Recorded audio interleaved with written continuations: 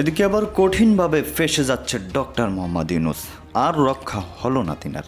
কোটা সংস্কার নয়, শেখ হাসিনাকে তাড়ানোই মূল লক্ষ্য ছিল এই আন্দোলনের। এবার ফাঁস হলো সকল গোপন রহস্য। আবারও ক্ষমতা ফিরে পেতে পারে শেখ হাসিনা। কোটা সংস্কার নয়, বরং শেখ হাসিনার সরকার পতনই ছিল মূল লক্ষ্য। নাগরিক টেলিভিশনকে সাক্ষাৎকারে জানিয়েছেন বৈষম্য বিরোধী ছাত্র আন্দোলনের মুখ্য সমন্বয়ক আব্দুল হান্নান মাসুদ। এবারে বের হলো অন্তরালের ঘটনা। বিপ্লবী সরকার গঠনই ছিল তাদের মূল লক্ষ্য। শেখ হাসিনা দ্রুত পালিয়ে যাওয়াই সময় পাননি তারা। 10-15 বছরের একটা প্ল্যানিং আমরা হাতে রেখে কাজ করেছিলাম। We have made clear to the government of Bangladesh, as we made clear to countries all the প্রথম কথা হচ্ছে যে যেই 5 আগস্ট পরবর্তী পার্শ্ব প্রতিক্রিয়ায় যারা ক্ষমতায় এসেছে তারা অবৈধভাবে ক্ষমতায় এসেছে। দর্শক, দেশ প্রবাস দূরে কিংবা কাছে বসে যারা আমাদের দেখছেন, আশা করি সবাই ভালো আছেন। দর্শক, এই মুহূর্তে পাওয়া বছরের সব থেকে গরম এবং অন্যরকম একটা গোপন সংবাদ আপনারা শুনতে চলেছেন। তাই সবাইকে রিকোয়েস্ট করব, সবাই একটু ভিন্নভাবে আজকে সংবাদটির দিকে খেয়াল করবেন। দর্শক, সব শেষে বেরিয়ে এলো থলের বিড়াল। কোটা আন্দোলনে যে হাজার হাজার মানুষ শহীদ হলো, এটা মূলত কোটা আন্দোলনের জন্য হয়নি, মূলত শেখ হাসিনাকে ক্ষমতা থেকে নামানোই ছিল তাদের মূল উদ্দেশ্য। দর্শক, এখন এটা পুরো লাইভই বা টক শোতে এসে একজন কোটা সংস্কার আন্দোলনের মুখ্য তিনি কিন্তু বলে দিয়েছেন। দর্শক, এবার কি হতে যাচ্ছে ডক্টর ইউনূসের কপালে? ঘোর বিপদে পড়েছেন তিনি। এই খবর রীতিমতো যুক্তরাষ্ট্রে পৌঁছে গিয়েছে এবং যুক্তরাষ্ট্র থেকে অ্যাকশনও নেমেছে, আমরা শুনেছি। দর্শক, তাহলে কি আবারও শেখ হাসিনাকে যেহেতু চক্রান্ত করে নামানো হয়েছে, তাহলে কি আবারও ক্ষমতা ফিরিয়ে দিতে পারে? চলুন আমরা এই বিষয়ে কয়েকটা প্রতিবেদন দেখে আসি। আশা করি সঙ্গেই থাকবেন এবং এই বিষয়ে একটা করে লাইক দিয়ে যাবেন। কোটা সংস্কার নয়, বরং শেখ হাসিনার সরকার পতনই ছিল মূল লক্ষ্য। নাগরিক টেলিভিশনকে সাক্ষাৎকারে জানিয়েছেন বৈষম্য বিরোধী ছাত্র আন্দোলনের মুখ্য সমন্বয়ক আব্দুল হান্নান মাসুদ। বিপ্লবী সরকার গঠনের জন্য আবারও বিপ্লবের কথাও বলেন তিনি।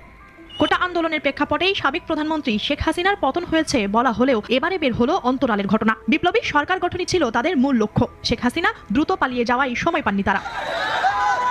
নাগরিক টেলিভিশনে দেওয়া এক সাক্ষাৎকারে একথা জানিয়েছেন বৈষম্য বিরোধী ছাত্র আন্দোলনের মুখ্য সমন্বয়ক আব্দুল হান্নান মাসুদ। বলেছেন, কোটা সংস্কার আন্দোলনের সূত্র ধরে সরকার পতন না ঘটলে বিকল্প পরিকল্পনাও ছিল তাদের। 16 তারিখের আগে যদি সরকার দাবি মেনে নিত, তাহলে হয়তো বা আমাদের এই আন্দোলনটা, আমাদের এই সংগ্রামটা, যে সংগ্রাম আমরা গণতান্ত্রিক ছাত্র শক্তির ব্যানারে শুরু করেছিলাম, সেই সংগ্রামটা শেষ হয়ে যেত না। সেটা তো চলমান থাকতো, সেটা অন্য আরেকটা পরিকল্পনা, সেটা হয়তো পরবর্তী আরেকটা সুযোগের অপেক্ষায় থাকতো। হান্নান মাসুদ জানান, গত 15 বছর ধরেই সরকার পতন ঘটানোর পরিকল্পনা ছিল তাদের। সেই লক্ষ্যে চানখারপুলে একটি বাসায় একসঙ্গে থাকতেন তারা। আমাদের একটা প্ল্যানিং ছিল, 10-15 বছরের একটা প্ল্যানিং আমরা হাতে রেখে কাজ করেছিলাম, যে হচ্ছে বাংলাদেশের প্রতিটি শিক্ষা প্রতিষ্ঠানের শিক্ষার্থীরা একটা জায়গায় ঐক্যবদ্ধ হবে, ছাত্র জনতার মেলবন্ধনের জন্য কাজ করবে, ছাত্রদের অধিকার নিয়ে কথা বলবে, যেখানে রাষ্ট্রীয় যে কোনো ক্রাইসিসে তারাই প্রতিবাদ করবে, একটা বড় ধরনের মুভমেন্ট তৈরি করার জন্য। রাষ্ট্র ব্যবস্থা পুরোপুরি ঢেলে সাজাতে চান এই সমন্বয়ক। তার মতে সে লক্ষ্য পূরণে বাধা হয়ে আসছে বড় বড় রাজনৈতিক দলগুলো। তাই দ্বিতীয় বিপ্লবের কথাও বলেন হান্নান মাসুদ। ট্রাম্প, হাসিনা আর মোদি, এই তিনজনের মিলিত চক্রান্তের শিকার হতে যাচ্ছেন কি ডক্টর মোহাম্মদ ইউনূস।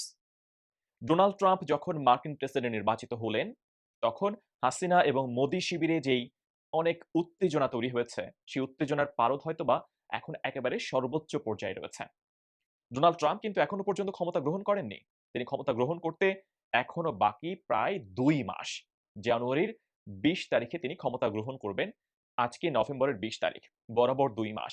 ট্রাম্প তার ক্ষমতা গ্রহণ করার আগেই এমন কোনো পরিস্থিতি কি তৈরি হয়েছে যে ডক্টর মোহাম্মদ ইউনূসের সরকার এখন আওয়ামী লীগ নিষিদ্ধের যে সিদ্ধান্ত, সেটা থেকে সরে এসেছেন? চিন্তা ভাবনা করেছিলেন আওয়ামী লীগকে নির্বাচনে অংশগ্রহণ করতে দেয়া হবে না, তেমন সিদ্ধান্ত থেকে সরে এসেছেন এবং এখন তিনি খুব তাড়াতাড়ি রাজনৈতিক দলগুলো চাইলে নির্বাচন দিয়ে বিদায় নিতে প্রস্তুত, এমন কথাও বিভিন্ন ইন্টারভিউতে খুব জোর গলায় বলছেন, যে কথাগুলো কিছুদিন আগেও তার মুখে শোনা যায়নি।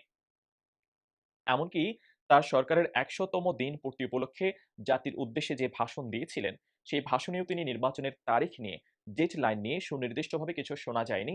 নির্বাচন অনুষ্ঠানের চাইতেও তিনি যে সংস্কার কমিশনগুলো গঠন করেছেন, রাষ্ট্র সংস্কারের যে দাবিগুলো উঠেছে, সেই দাবিগুলো নিয়ে, সেই সংস্কার নিয়ে তিনি বেশি কথা বলেছেন। কিন্তু ইদানিং তিনি বিভিন্ন গণমাধ্যমে অনেক ইন্টারভিউ দিচ্ছেন ডক্টর মোহাম্মদ ইউনূস সাহেব। প্রত্যেকটা ইন্টারভিউতে প্রায় একই রকম কথা তিনি বলে যাচ্ছেন। রাজনৈতিক দলগুলো চাইলে সব সংস্কার বাদ দিয়ে খুব শীঘ্রই তিনি নির্বাচন দিতে ইচ্ছুক। কেন হঠাৎ করে ডক্টর মোহাম্মদ ইউনূস বা তার নেতৃত্বাধীন অন্তর্বর্তীকালীন সরকারের এই ভুল বদল? ইউনূস সরকার যখন ক্ষমতা গ্রহণ করেছিল তার কিছুদিন পরে জাতিসংঘ সম্মেলনে গিয়েছিলেন এবং সেখানে তিনি ভয়েস অব আমেরিকাকে সাক্ষাৎকার দিয়েছেন। আপনারা যদি এই মুহূর্তে ডক্টর মোহাম্মদ ইউনূস সাহেবের তখনকার সেই ৩ মাস আগের প্রায় সেই সাক্ষাৎকার শোনেন এবং এখনকার সময় তিনি যেই গণমাধ্যমগুলোকে সাক্ষাৎকার দিচ্ছেন, এই সাক্ষাৎকারগুলো শোনেন, দেখবেন যে আকাশ পাতাল পার্থক্য তৈরি হয়ে গেছে ডক্টর মোহাম্মদ ইউনূসের কথা বলায়। ভয়েস অব আমেরিকায় তিনি যে সাক্ষাৎকার দিয়েছিলেন সেখানে তিনি নতুন বাংলাদেশের কথা বলেছেন। তিনি সেখানে রিসেট বাটন পুশের কথা বলেছেন। তিনি সেখানে বলেছেন অতীতের সবকিছু বাদ নতুন বাংলাদেশ একেবারে নতুন উদ্যমে শুরু হবে। যদিও তার রিসেট বাটন পুশ করা নিয়ে অনেক পরিমাণ সমালোচনা হয়েছে এবং পরবর্তীতে ইউনূস সরকারের পক্ষ থেকে প্রেস বিজ্ঞপ্তিও প্রায় দিতে হয়েছে। রিসেট বাটন বলতে তিনি আসলে ৭১ কে মুছে দিতে হবে এটা তিনি মিন করেননি। শেখ মুজিবুর রহমানকে মুছে ফেলতে হবে ইতিহাসের পাতা থেকে এটা তিনি মিন করেননি। কিন্তু সাধারণ মানুষ বা বিভিন্ন মহলে ব্যাপক আলোচনা সমালোচনা যেভাবে হয়েছিল তার রিসেট বাটন পুশ করা নিয়ে, পরবর্তীতে তার সরকারের বিভিন্ন উপদেষ্টারা মনে হচ্ছিল যেন সেই রিসেট বাটন পুশই করছিলেন। সবশেষ উপদেষ্টা পরিষদে যে ৩ জন অন্তর্ভুক্ত হলেন মাহফুজ আলম, শেখ বশির উদ্দিন এবং মোস্তফা সরোয়ার ফারুকী, তারা শপথ নেওয়ার পর বঙ্গভবন থেকেও শেখ মুজিবুর রহমানের ছবি নামিয়ে ফেলা হলো এবং এটাও বলা হচ্ছে যে সারা বাংলাদেশে কোথাও ফ্যাসিস্টের আইকন শেখ মুজিবের কোনো ছবি থাকবে না। আরো অনেক কিছু বলা হচ্ছিল, কিন্তু হঠাৎ করে যেন অনেকটা মোড় ঘুরে গেছে। যেখানে কিছুদিন আগেও ডক্টর মোহাম্মদ ইউনূস সাহেব বলেছেন শেখ হাসিনা এবং আওয়ামী লীগের রাজনীতি বাংলাদেশে অদূর ভবিষ্যতে আর হবে না, সেই ইউনূস সাহেব কিন্তু কয়েকদিন আগের ইন্টারভিউতে তিনি আবার বলেছেন যে রাজনৈতিক দলগুলো চায় না বলে আওয়ামী লীগকে আসলে নিষিদ্ধ করা বা নির্বাচনী প্রক্রিয়ার বাইরে নিয়ে যাওয়ার যে সিদ্ধান্তের ব্যাপারে তিনি কথা বলেছিলেন বা ভেবেছিলেন সেটা আসলে আর হতে যাচ্ছে না। এটা কি শুধুমাত্র বিএনপি চাচ্ছে না বলেই কি আওয়ামী লীগকে নির্বাচনী প্রক্রিয়ার বাইরে রাখতে চায় না ডক্টর মোহাম্মদ ইউনূস সরকার? নাকি এখানে ডোনাল্ড ট্রাম্পের প্রশাসনের কোনো ধরনের প্রভাব রয়েছে? নাকি ভারতের প্রধানমন্ত্রী নরেন্দ্র মোদীর কোনো প্রভাব রয়েছে? ডক্টর মোহাম্মদ ইউনূস সাহেবের সরকার গঠন হওয়ার পরে বিপ্লবের ওই সময়টুকুতে সংখ্যালঘুদের উপরে ব্যাপক নির্যাতনের ঘটনা ঘটেছে এমন পোস্ট দিয়েছেন ডোনাল্ড ট্রাম্প নির্বাচনের আগে, মার্কিন প্রেসিডেন্ট নির্বাচনের আগে। সেখানে তিনি একটা কথা স্পষ্টভাবে বলেছেন, তিনি ক্ষমতায় থাকলে এই ধরনের ঘটনা ঘটতো না।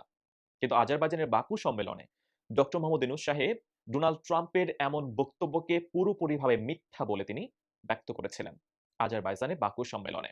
তিনি বলেছেন এসব মিথ্যা প্রচারণা, ভারত সরকারের বা ভারতের প্রচারণার মনোভাব এটি। ইউনূস সাহেব বলেছেন এবং সেখানে তিনি ইন্টারভিউতে বলেছেন ডোনাল্ড ট্রাম্প সাহেবের সঙ্গে আসলে তার কথা হয়নি কখনো, দেখা হয়নি কখনো বা পরিচয় নেই ব্যক্তিগতভাবে। নিশ্চয়ই দুজন দুজনকে জানেন, কিন্তু ব্যক্তিগতভাবে তাদের সেই পরিচয় নেই। মানে তাহলে তার সম্পর্ক নেই, যেমন সুসম্পর্কও তেমন নেই। তিনি বলেছেন যে তাকে একটা পদক দেওয়া হয়েছিল, গোল্ড কংগ্রেশনাল অ্যাওয়ার্ড, এবং সেটি রিপাবলিকান এবং ডেমোক্র্যাট ২ পার্টির দল তারা ভোট দিয়ে তাকে এই গোল্ড মেডেল দিয়েছিলেন। সেই হিসেবে তিনি বলছেন তাহলে রিপাবলিকানের সঙ্গে বা ডোনাল্ড ট্রাম্পের সঙ্গে তো তার কোনো শত্রুতা নেই। কিন্তু একটা জিনিস প্রচলিত রয়েছে, বলা হচ্ছে হিলারি ক্লিনটনের সঙ্গে ডোনাল্ড ট্রাম্পের যখন প্রতিযোগিতা হয়েছিল এর আগে, তখন ইউনূস সাহেব তিনি ডোনাল্ড ট্রাম্পের বিরোধিতা করেছিলেন এবং হিলারি ক্লিনটনের ফাউন্ডেশন নির্বাচনী ফান্ডে তিনি ব্যাপক অর্থ দিয়েছিলেন এবং ডোনাল্ড ট্রাম্প আবার এই বিষয়ে সচেতনভাবে তিনি জানেন। এদিকে শেখ হাসিনা ১০ই নভেম্বরের আগে মেবি ৮ নভেম্বর তার যে ফোন কল ফাঁস হয়েছিল সেখানে তিনি একটা কথা বলেছেন তার নেতাকর্মীদেরকে, যার সঙ্গে তিনি কথা বলছিলেন, যে ডোনাল্ড ট্রাম্পের সঙ্গে তার ব্যক্তিগতভাবে ডিরেক্ট যোগাযোগ রয়েছে। এটা তিনি বলেছিলেন। আনোয়ার হোসেন দিবসে ডোনাল্ড ট্রাম্পের ছবি নিয়ে মিছিল করা, সেই ছবির উপরে বাধা দেয়া হবে, সেটা ডোনাল্ড ট্রাম্পকে ডিরেক্ট পাঠিয়ে দেয়া হবে, এগুলো বলেছিলেন শেখ হাসিনা। এদিকে ডোনাল্ড ট্রাম্পের সঙ্গে নরেন্দ্র মোদী সাহেবের দুজনের বন্ধুত্ব রয়েছে, নিরেট বন্ধুত্ব। আবার নরেন্দ্র মোদীর সঙ্গে শেখ হাসিনার খুব ভালো সম্পর্ক। আবার শেখ হাসিনার সঙ্গে ডোনাল্ড ট্রাম্পের ডিরেক্ট যোগাযোগ। এই যে ত্রিমুখী একটি যোগাযোগ, বিশ্বের সবচেয়ে পরাক্রমশালী দেশ আমেরিকা তার প্রেসিডেন্ট ইলেক্ট ডোনাল্ড ট্রাম্পের সঙ্গে বাংলাদেশের অন্যতম বড় প্রতিবেশী রাষ্ট্র প্রভাবশালী দেশ ভারতের প্রধানমন্ত্রী নরেন্দ্র মোদী এবং বাংলাদেশের পলাতক শেখ হাসিনার এই ৩ জনের যে গভীর যোগাযোগ, এই যোগাযোগে ডক্টর মোহাম্মদ ইউনূস সাহেবের অবস্থানটা কোথায়? শেখ হাসিনার সঙ্গে তার বৈরী সম্পর্ক অনেক আগে থেকেই। নরেন্দ্র মোদীর সঙ্গে তার ভালো সম্পর্ক নেই। সৌজন্যতামূলক সম্পর্ক দুই দেশের রাষ্ট্রপ্রধান সেটি। কিন্তু সেই সম্পর্ক কোনোভাবেই উষ্ণ সম্পর্ক বলা যাবে না। এবং ডোনাল্ড ট্রাম্পের সঙ্গেও ডক্টর মোহাম্মদ ইউনূস সাহেবের ব্যক্তিগত যোগাযোগ বা কখনো কথা হয়নি, সেই হিসেবে খুব ভালো সম্পর্ক নেই দুজনের মধ্যে। তাহলে ট্রাম্প, মোদি এবং হাসিনা এই ৩ জনের মিলে ইউনূস সরকারকে কি এমন কোনো চাপ সৃষ্টি করেছে যে ইউনূস সরকার এখন তাদের আগে যেসব বক্তৃতা দিয়েছিলেন, আগে যেসব ভাবনার কথা বলেছিলেন, সেসব ভাবনা থেকে তারা এখন ধীরে, ধীরে পিছু হটতে শুরু করেছে? ইউনূস সাহেব মৌলিক বার্তার ইন্টারভিউতে ডিরেক্টলি এটা বলেছেন, তার সরকারের অনেক উপদেষ্টা চাইছেন না আর উপদেষ্টা পদে থাকতে, কারণ যে বেতন দেয়া হচ্ছে সেই বেতনে তাদের পোষাচ্ছে না। তারা বলছেন দ্রুত সবকিছু শেষ করে তারা নিজেরা, নিজেরা সেসব জায়গায় তারা পৌঁছে যেতে চান। ফিরে যেতে চান তারা। তাহলে আসলে কি ঘটতে যাচ্ছে আগামীর রাজনীতিতে? সাদা চোখে আমরা যেটা দেখছি, আসলে কি সেটা? নাকি এর বাইরেও কোনো পর্দা রয়েছে? যে পর্দা উল্টালেই, সরালেই আমরা হয়তোবা নতুন কোনো কিছু দেখতে পাবো। কারণ রাজনীতির ঘটনা নিয়মিতভাবেই পরিবর্তনশীল এবং রাজনীতিতে শেষ বলে কোনো কিছু নেই। ইন্দু সাহেব একটা কথা বলেছেন, তার রাজনৈতিক কোনো অভিলাষ নেই। জীবনের এই পর্যায়ে এসে তিনি রাজনীতি করতে চান না। তিনি নির্বাচন দিয়ে একটা নির্বাচিত জনপ্রতিনিধিদের হাতে ক্ষমতা হস্তান্তর করে তিনি তার নিজের কাজে ফিরে যেতে চান। তারা কেউই রাজনীতির জায়গার মানুষ নন।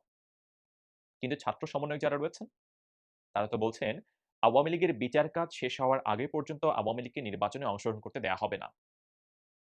নাৎসিকে যেমন নিষিদ্ধ করা হয়েছিল, আওয়ামী লীগকেও তেমনভাবে নিষিদ্ধ করা হোক। নাহিদ ইসলাম বলেছেন, শুধুমাত্র নির্বাচন দেওয়ার জন্যই তারা এই বিপ্লব ঘটাননি। এদিকে ইউনূস সাহেব তো বলছেন, দলগুলো চাইলে তিনি এই মুহূর্তে নির্বাচন দিয়ে চলে যেতে চান। এই যে সরকারের ভেতরে বাইরে সমন্বয়কদের সংকট, বৈশ্বিক নানা চাপ, এই সবকিছু কতটুকু সামলে সামনে এগিয়ে যেতে পারবেন ডক্টর মোহাম্মদ ইউনূস সাহেব, শান্তিতে নোবেল বিজয়ী অর্থনীতিবিদ? আপনাদের মন্তব্য আশা করছি কমেন্টস বক্সে। অনেক ধন্যবাদ যারা এতক্ষণ দেখলেন। শেয়ার করে দিতে ভুলবেন না। আল্লাহ হাফেজ। আসসালামু আলাইকুম। তো দর্শক, দেখলেন খুব গুরুত্বপূর্ণ প্রতিবেদন। এতক্ষণ আমাদের সাথে থাকার জন্য সবাইকে ধন্যবাদ জানাচ্ছি। দর্শক, তার সাথে সাথে আমরা ধন্যবাদ জানাচ্ছি আমাদের আজকের আলোচক জনাব ফয়সাল মোর্শেদ ভাই, বিশিষ্ট সংবাদ উপস্থাপক।